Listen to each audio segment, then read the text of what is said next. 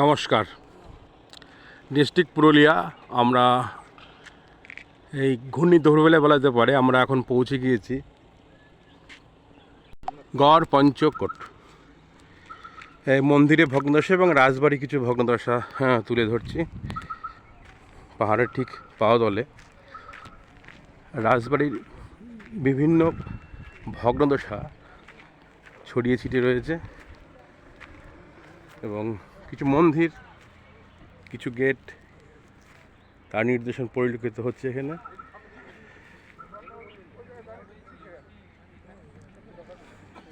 আজকে পর্যায়ক্রমে অযোধ্যা পাহাড় দেখার ইচ্ছা রয়েছে, সেই সুযোগেই যে কটা স্পট রয়েছে পুরুলিয়াতে টুকটুক করে ঘোরার নেশা এবং ভিডিও করার নেশার স্বার্থে ভিডিও হচ্ছে।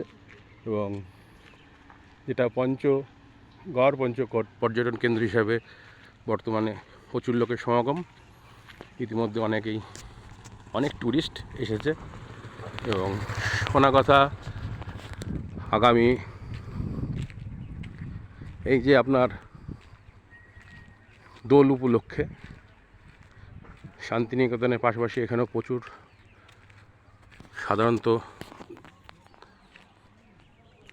পর্যটন প্রেমিকদের ভিড় হয়। এই বিল্ডিংয়ে দেখুন ভগ্নদশা গড় পঞ্চকোটের রাজবাড়ির কিছু ভগ্নদশা পড়ে রয়েছে। এছাড়া পাহাড়ের দিয়ে পাদদেশে একটা ওয়াচ টাওয়ার রয়েছে, যেগুলো সাধারণত ওয়াচ টাওয়ারগুলো পরিলক্ষিত হয় সুন্দরবন বা নর্থ বেঙ্গলে গেলে দেখা যায়। আমাদের বর্ধমান ডিস্ট্রিক্টেও একটা পাখিরালয় এরকম ওয়াচ টাওয়ার রয়েছে। পাহাড়ের ভিউটা আমার সম্পূর্ণ দেখাচ্ছি জুম করে।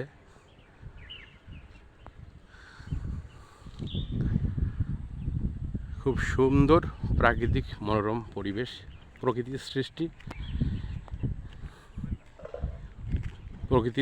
সৃষ্টিটাই ঠিক প্রাণীর বাঁচার স্বার্থেই প্রকৃতির সৃষ্টি হয়েছে।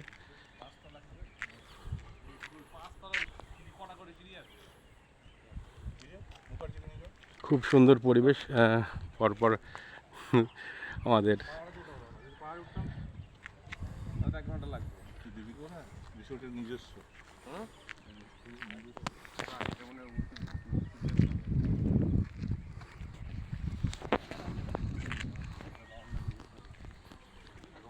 কিন্তু প্রচণ্ড রোদ্দুরের তাপমাত্রা শীতকালীন